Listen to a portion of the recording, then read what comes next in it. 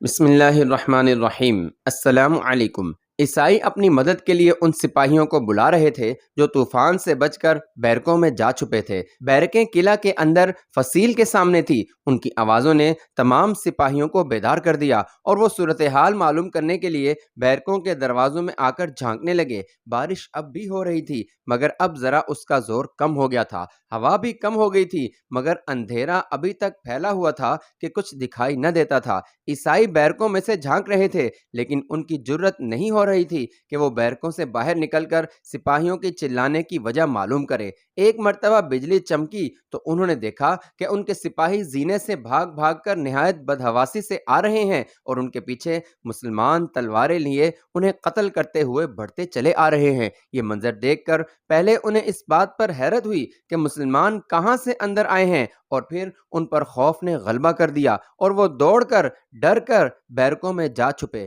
بعض بیرکوں میں روشنی ہو رہی تھی۔ خوفزدہ سپاہیوں نے جلدی جلدی روشنیاں گل کر دیں تاکہ مسلمان روشنی کو دیکھ کر ان کی بیرکوں میں نہ آ چڑھیں۔ فصیل کے اوپر سے جو عیسائی بھاگ رہے تھے ان میں بہت سے آدمیوں کو مسلمانوں نے مار ڈالا اور جو بچ رہے تھے وہ چلاتے ہوئے دوڑتے پھر رہے تھے۔ دراصل ان کی عقلیں جاتی نہیں تھیں اور چلا چلا کر اپنی موت کو خود ہی بلا رہے تھے۔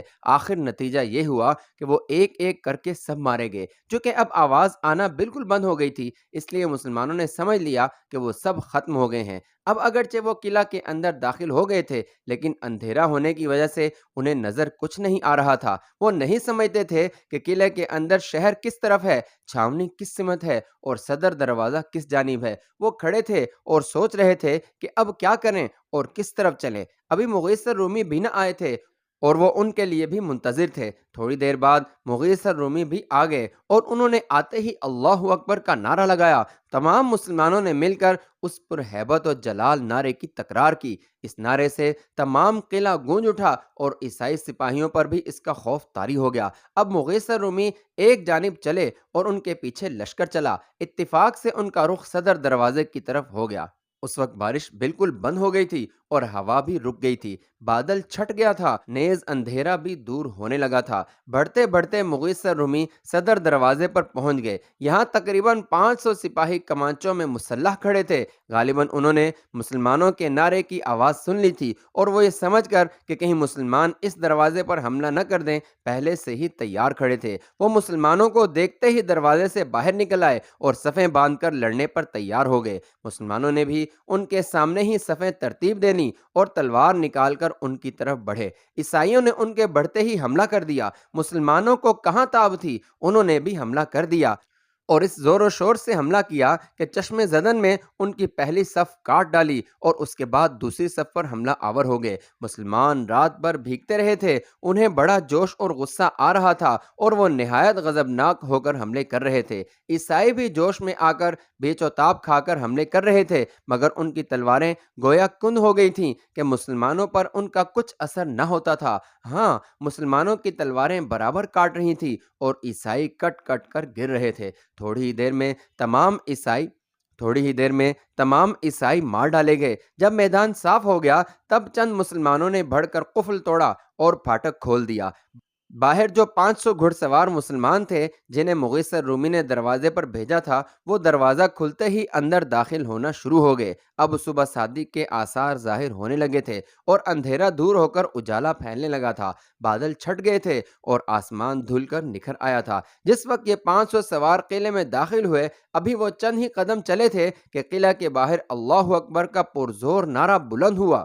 مسلمان سمجھ گئے کہ ان کا تمام لشکر آ گیا ہے۔ انہوں نے بھی اللہ اکبر کا نعرہ لگایا اور سارے لشکر کے آنے کا انتظار کرنے لگے۔ چند ہی لمحوں میں مسلمانوں کا سیلاب قلعے میں داخل ہوا اور آتے ہی مغیث الرومی آگے بڑھے۔ قرطبہ کے عیسائی رات کے طوفان کے خوف سے گھروں کے اندر چھپے ہوئے میٹھی نیند سو رہے تھے کہ انہوں نے پیہم اللہ اکبر کے نعروں کی دل دہلانے والی آوازیں سنی۔ وہ نہایت حیران ہوئے اور خوفزدہ بھی۔ انہیں معلوم ہو گیا تھا کہ گزشتہ روز مسلمانوں کا قاصد آیا تھا اور اس نے صلح کا پیغام دیا تھا جسے قلعہ دار نے مسترد کر دیا تھا۔ انہیں خیال تھا کہ اگر مسلمان پورے 1 سال بھی قلعے کا محاصرہ کیے پڑے رہیں گے تب بھی اسے فتح نہیں کر سکیں گے، لیکن آج جب انہوں نے قلعے کے اندر ہی تکبیروں کی آوازیں سنی تو سب بھول گئے اور صورتحال معلوم کرنے کے لیے گھروں سے باہر نکل آئے۔ باہر نکلتے ہی انہوں نے دیکھا کہ مسلمان بیرکوں پر حملہ کر کے ان عیسائیوں کو قتل کر رہے ہیں جو وہاں چھپے پڑے ہیں۔ اب آفتاب طلوع ہونے کے قریب پہنچ گیا تھا اور چونکہ اس وقت مطلع صاف ہو چکا تھا اس لیے صبح کی دل فریب روشنی اچھی طرح پھیل گئی تھی اور اس روشنی میں دور دور تک کی چیزیں صاف دکھائی دے رہی تھیں۔ مسلمانوں نے آگے بڑھتے ہی بیرکوں میں چھپے ہوئے سپاہیوں کو دیکھ لیا تھا اور بیرکوں پر حملہ کر دیا۔ عیسائی اپنی جانیں بچانے کے لیے ہاتھ پاؤں مارنے لگے، لیکن ان پر مسلمانوں کا کچھ ایسا رعب طاری ہوا تھا کہ وہ ان کے سامنے آتے ہوئے ایسے ہچکچانے لگے کہ جیسے انسان شیروں کے سامنے جانے سے ڈرتا اور پس و پیش کرتا ہے۔ ان کے اس طرح ڈرنے اور ہچکچانے سے مسلمان اور بھی شیر ہو گئے اور وہ انہیں جہاں تہاں قتل کر رہے تھے۔ عیسائی سپاہی چیخ و پکار کر رہے تھے اور اپنی مدد کے لیے اوروں کو بلا رہے تھے۔ زخمی لوگ بری طرح کراہ رہے تھے اور ان کی آوازوں سے تمام قلعہ گونجنے لگا تھا۔ مسلمانوں کو ان کے شور مچانے کی پرواہ نہ تھی نہ ہی چیخنے کی۔ وہ بڑی تیزی سے تلوار چلا چلا کر انہیں قتل کر رہے تھے۔ قلعہ دار بھی شور و ہنگامہ سن کر اپنے محل سے باہر نکل آیا۔ اس نے قصر کے پہرے داروں سے دریافت کیا کہ یہ کیسا ہنگامہ ہو رہا ہے، سپاہی کیوں چیخ رہے ہیں؟ پہرے داروں کے جمعدار نے کہا، حضور معلوم ہوا ہے کہ مسلمان قلعے کے اندر گھس آئے ہیں۔ قلعہ دار فرط حیرت و خوف سے چونک پڑا۔ اس نے متعجب ہو کر کہا، مسلمان گھس آئے ہیں اور قلعہ میں؟ جمعدار، جی ہاں حضور۔ قلعہ دار، کیا تم نے دیکھا ہے؟ جمعدار، نہیں حضور۔ قلعہ دار، پھر کیسے معلوم ہوا؟ جمعدار، ابھی ایک سپاہی بیرکوں میں سے بھاگ کر آیا تھا، وہ کہتا تھا۔ قلعہ دار، کیا اس نے مسلمانوں کو دیکھا ہے؟ جمعدار، جی ہاں حضور، وہ کہتا ہے کہ مسلمان بیرکوں پر حملہ کر کے سپاہیوں کو قتل کر رہے ہیں۔ قلعہ دار، لیکن مسلمان قلعہ کے اندر آئے کیسے؟ جمعدار، حضور وہ تو جن ہیں اور جنوں کو کہیں بھی آنا جانا کیا مشکل ہے؟ قلعہ دار، بے شک ان کو جن ہی کہا جا سکتا ہے، نہ معلوم کس قسم کے لوگ ہیں، نہ مرتے ہیں نہ ڈرتے ہیں، جہاں پرندہ بھی پر نہیں مار سکتا یہ وہاں بھی پہنچ جاتے ہیں۔ جمعدار، حضور جلدی وہاں تشریف لے چلیے جہاں جنگ ہو رہی ہے۔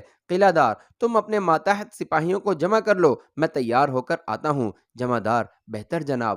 قلعہ دار چلا گیا اور جمعدار نے اپنے ماتحت سپاہیوں کو ڈھونڈ کر اکٹھا کیا۔ تھوڑی ہی دیر میں قلعہ دار آ گیا۔ قلعہ دار، آؤ تم سب میرے ہمراہ چلو۔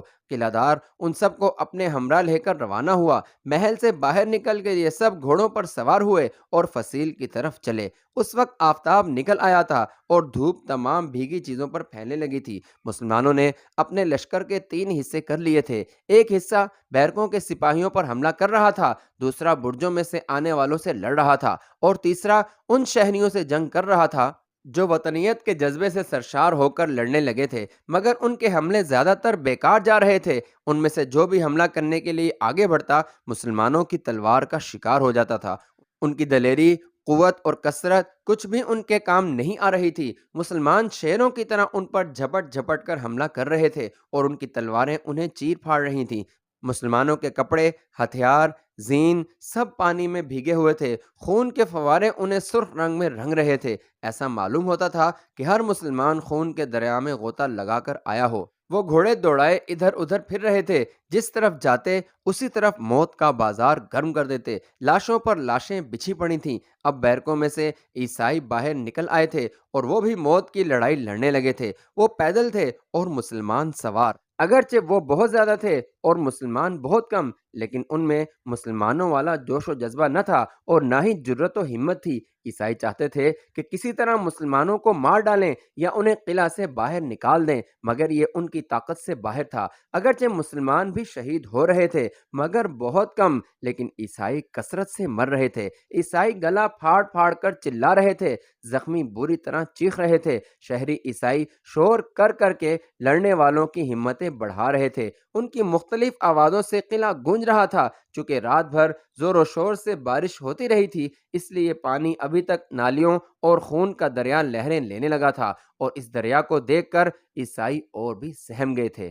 اس لیے پانی ابھی تک نالیوں میں تھا جس میں خون کا دریا لہریں لینے لگا تھا، اور اس دریا کو دیکھ کر عیسائی اور بھی سہم گئے تھے۔ چونکہ اب دن بہت چڑھ آیا تھا اور شور و ہنگامہ بھی زیادہ ہو رہا تھا، اس لیے قریب قریب تمام عیسائی گھروں سے باہر نکل آئے تھے۔ اس وقت قلعہ دار بھی بہت سے سواروں کو لے کر آ گیا اور اس نے آتے ہی مسلمانوں پر حملہ کر دیا۔ یہ حملہ مغیثہ رومی کے دستے پر ہوا۔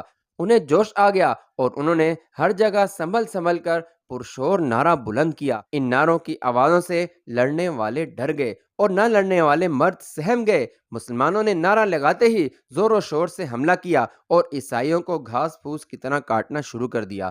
ادھر مغیثہ رومی کے دستے تھے، قلعہ دار کے ساتھ 2000 سوار تھے۔ ظاہر ہے برابر کا مقابلہ نہ تھا، مگر مسلمان جو قلت اور کثرت کی پرواہ نہ کیا کرتے تھے، نہایت جرأت و بہادری سے لڑنے لگے۔ ان کی بے پناہ تلواریں سر و تن کے فیصلے کرنے لگیں۔ موت بڑی تیزی سے روحیں قبض کرنے لگی اور جنگ کے شعلے بھڑک کر دور تک پھیل گئے۔ عیسائیوں کو مسلمانوں کی تلواروں میں موت کی جھلک نظر آ رہی تھی، اس لیے وہ محض اپنی جانیں بچا رہے تھے۔ جو مسلم دستہ شہر والے عیسائیوں سے لڑ رہا تھا، انہوں نے مسلمانوں کو ختم کرنے کے لیے نہایت زور و شور سے حملہ کیا اور ایڑی چوٹی کا زور لگا دیا، مگر وہ بپھرے ہوئے شیروں کو نہ روک سکے۔ مسلمانوں نے ان کا قتل عام شروع کر دیا۔ جس طرف ان کا رخ ہوتا، پشتوں پہ پشتے لگاتے چلے جاتے، صفوں کی صفیں الٹ دیں اور مردوں کے ڈھیر لگا دیے۔ یہ کیفیت دیکھ کر شہری عیسائیوں کے چھکے چھوٹ گئے۔ وہ سمجھ گئے کہ اب مزید کچھ وقت اور مسلمانوں سے اسی طرح لڑتے رہے تو ان میں سے ایک بھی زندہ نہیں رہے گا۔ انہوں نے ہتھیار ڈال دیے اور امان امان چلانے لگے۔ مسلمانوں کے سپہ سالار کی نصیحت تھی کہ نہتے پر ہاتھ نہیں اٹھانا، اس لیے مجبوراً انہیں گرفتار کرنا شروع کر دیا اور اپنی تلواریں میانوں میں ڈال دیں۔ جس وقت انہیں گرفتار کیا جا رہا تھا تو تمام شہریوں نے اپنی گرفتاری کا سوچ کر رونا اور فریاد کرنا شروع کر دیا۔ ان کی آہ و بکا کی آوازیں سن کر عیسائیوں کی رہی سہی ہمتیں بھی ٹوٹ گئیں۔ وہ حسرت بھری نظروں سے مسلمانوں کو دیکھ رہے تھے۔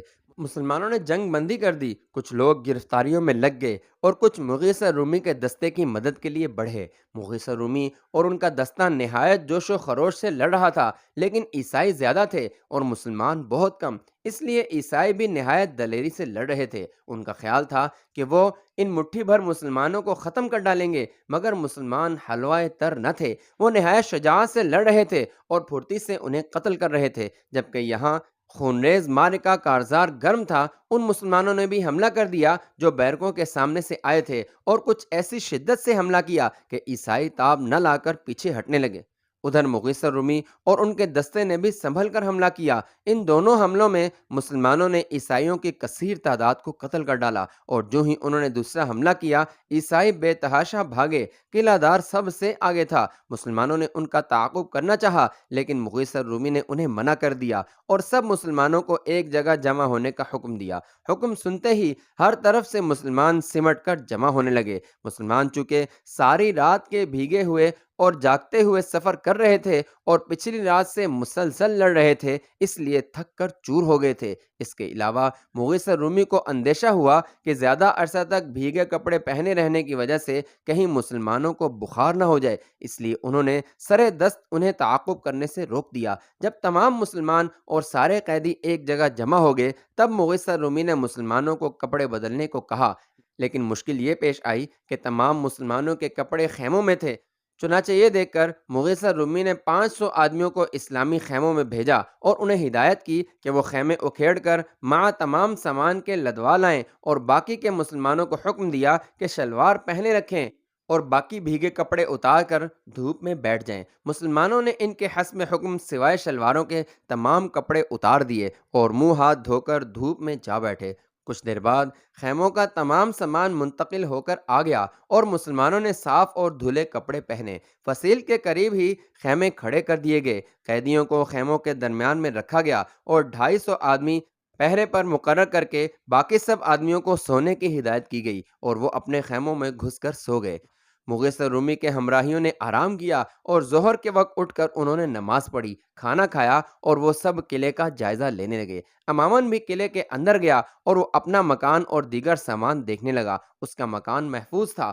وہ مغیثہ رومی کے پاس اس وقت آیا جب وہ قلعہ کا جائزہ لینے جا رہے تھے۔ اس نے دریافت کیا، کہاں جا رہے ہیں آپ؟ مغیثہ رومی: میں قلعے کو دیکھنے جا رہا ہوں۔ امامن ابھی آپ کو ایک مقام فتح کرنا باقی رہ گیا ہے۔ مغیثر رومی کون سا؟ امامن گرجا۔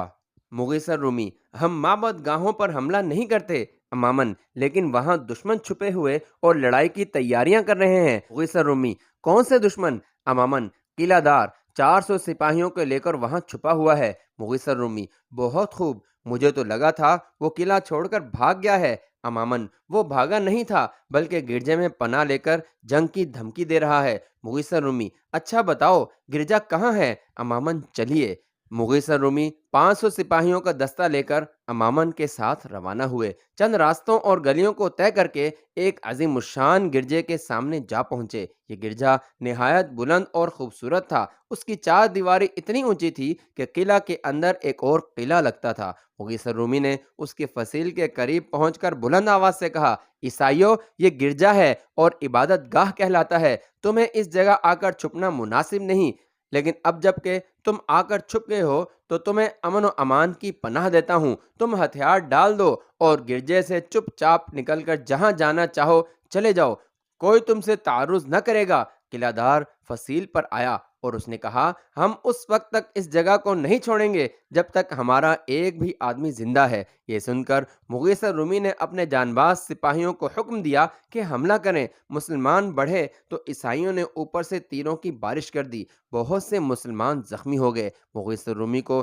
یہ دیکھ کر بڑا غصہ آیا، وہ ایک ہاتھ میں علم اور دوسرے ہاتھ میں ڈھال لے کر دروازے کی طرف بڑھے۔ انہیں بڑھتے ہوئے دیکھ کر تمام مسلمان غضب سے بھر کے بڑھے اور انہوں نے ڈھالوں کو آگے کر دیا۔ عیسائیوں نے پوری شدت سے تیر افغانی شروع کر دی، مگر جان باز و سرفروش مجاہدین نے تیروں کی مطلق بھی پرواہ نہ کی۔ وہ زخمی ہونے کے باوجود آگے بڑھتے رہے، یہاں تک کہ وہ عین فصیل کے قریب آ گئے۔ مغیثر رومی نے تیر نکال کر پھاٹک پر مارا۔ 50-60 مسلمانوں نے ایک ساتھ نیزوں کے وار کیے۔ دروازہ بہت مضبوط تھا مگر ٹوٹ گیا۔ مسلمان تلواریں سونت سونت کر قلعے کے احاطے میں پہنچ گئے۔ عیسائی فصیل سے اتر کر گھوڑوں پر سوار ہو گئے اور صفیں قائم کر کے مقابلے پر آمادہ نظر آئے۔ مسلمانوں نے انہیں دیکھتے ہی ان پر جھپٹ کر حملہ کر دیا۔ عیسائیوں نے جمع مردی سے مقابلہ کیا، تلواریں چلنے لگیں اور سر کٹنے لگے۔ چونکہ بہت سے مسلمان زخمی تھے اس لیے وہ جوش سے بھرے ہوئے حملے کر رہے تھے۔ انہوں نے متواتر حملے کر کے عیسائیوں کی ایک صف کا مکمل خاتمہ کر دیا اور اب دوسری صف سے لڑائی لڑنے لگے۔ عیسائی بھی نہایت جوش و خروش سے لڑ رہے تھے مگر وہ مسلمانوں کو قتل کرنے میں کامیاب نہیں ہو رہے تھے۔ مسلمان غیظ و غضب سے بھرے نہایت پھرتی سے حملے کر رہے تھے اور بڑی جرأت کا مظاہرہ کرتے ہوئے انہیں قتل کر رہے تھے۔ مغیثر رومی کو اتنا غصہ آ رہا تھا کہ وہ ہر حملے پر علم کو حرکت دیتے تھے اور ہر حملے میں عیسائیوں کو مار رہے تھے۔ اس طرح بہت سارے عیسائیوں کو انہوں نے خود مار ڈالا۔ لڑتے لڑتے وہ قلعہ دار کے قریب پہنچ گئے تھے۔ قلعہ دار انہیں دیکھ کر ہنسا اور بولا، مسلم سردار، آخر تمہاری موت تمہیں میرے پاس کھینچ لائی ہے۔ مغیثر رومی اس کی بات نہ سمجھ سکے اور پوچھا، کیا کہہ رہے ہو؟ کیا پناہ چاہیے؟ قلعہ دار نے مغرورانہ انداز میں کہا، میں تم کو معاف کر سکتا ہوں اگر تم قلعے سے باہر چلے جانے کا وعدہ کرو۔ مغیثر رومی نے کہا، اچھا پناہ نہیں مانگتے ہو تو کیا لڑنا چاہتے ہو؟ دونوں اپنی اپنی زبان میں گفتگو کر رہے تھے اور لطف یہ تھا کہ ایک دوسرے کی بات بالکل نہیں سمجھتے تھے۔ آخر قلعہ دار نے حملہ کر دیا۔ مغیثر رومی نے حملہ روک کر پورے جوش سے حملہ کیا اور پوری قوت سے وار کیا۔ ان کی تلوار قلعہ دار کی ڈھال کاٹ کر اس کی پیشانی پر جا پڑی اور پیشانی توڑ کر پیچھے تک اتر گئی۔ اس نے دلدوز آہ کی اور گرا۔ اب مغیثر رومی نے پلٹ کر دیکھا تو مسلمانوں نے تمام عیسائیوں کا خاتمہ کر ڈالا تھا، ایک شخص بھی زندہ نہ بچا تھا۔ مغیثر رومی نے اللہ کا شکر ادا کیا اور اب اپنا دستہ لے کر گرجے کی عمارت کی طرف چلے۔ جب وہاں کوئی عیسائی نہ ملا اور بالکل اطمینان ہو گیا تب واپس لوٹے۔ وہ خود مع سردار ان کے گورنر کے محل میں ٹھہرے اور عام مجاہدین اس محل کے سامنے والے میدان میں خیمہ زن ہو گئے۔ اس طرح سے قرطبہ کا ناقابل تسخیر قلعہ فتح ہوا۔ ادھر اسماعیل بلقیس کو لاتے ہوئے راستے میں تھے، ایک جگہ وہ عشاء کی نماز پڑھ کر سو گئے۔ صبح ہوتے ہی اسماعیل بیدار ہو کر وضو کر کے فجر کی نماز پڑھنے لگے۔ انہوں نے قرات سے قرآن پاک کی تلاوت شروع کی۔ بلقیس بھی اٹھ بیٹھی تھی، وہ سننے لگی۔ اسماعیل پڑھ رہے تھے۔ ترجمہ: اے پیارے رسول اللہ، ہم نے تم سے پہلے جو پیغمبر بھیجے ہیں ان میں سے بعض کا حال تمہیں بتایا ہے اور بعض کا نہیں بتایا، اور اللہ نے موسیٰ علیہ السلام سے باتیں کی، اور اے پیارے رسول، ہم نے پیغمبری کی خوشخبری دینے والے اور ڈرانے والے بھیجے ہیں تاکہ پیغمبر آنے کے بعد لوگ اللہ پاک پر الزام نہ رکھ سکیں، اور اللہ غالب حکمت والا ہے۔ لیکن اللہ گواہی دیتا ہے کہ قرآن شریف جو تم پر اتارا ہے وہ اللہ نے اپنے علم سے اتارا ہے، اور فرشتے بھی اس کی گواہی دیتے ہیں، اور کافی ہے اللہ گواہی دینے والا۔ بلقیس نہایت غور اور توجہ سے سن رہی تھی۔ جب وہ نماز پڑھ چکے تب بلقیس ان کے پاس آئی اور اس نے دریافت کیا کہ کیا آپ موسیٰ علیہ السلام کو پیغمبر مانتے ہیں؟ اسماعیل: جی ہاں۔ بلقیس: پھر یہودی کیوں نہیں ہو جاتے؟ اسماعیل: اس لیے کہ حضرت موسیٰ علیہ السلام جو تورات لائے تھے، بنی اسرائیل کے علماء نے اس میں بہت کچھ گھٹا بڑھا دیا ہے، اسی وجہ سے ان کے بعد حضرت عیسیٰ علیہ السلام کو اللہ نے انجیل دے کر بھیجا، لیکن عیسائیوں نے بھی ایسا ہی کیا جیسا کہ موسیٰ علیہ السلام کے ماننے والوں نے کیا تھا۔ تب حضرت محمد مصطفیٰ صلی اللہ علیہ وسلم پیغمبر بنا کر بھیجے گئے، اور اب جو شریعت رسول اللہ صلی اللہ علیہ وسلم لائے ہیں وہی جاری رہے گی۔ بلقیس: آج میرے دل پر اس چیز کے پڑھنے کا بڑا اثر ہوا ہے۔ اسماعیل: یہ اللہ کا کلام ہے، قرآن مجید، کاش تم مسلمان ہو جاؤ۔ بلقیس: مجھے سوچنے کا موقع دیجیے۔ اسماعیل: ضرور سوچنا چاہیے۔ بلقیس: بے شک، اچھا اب یہاں سے چلیں۔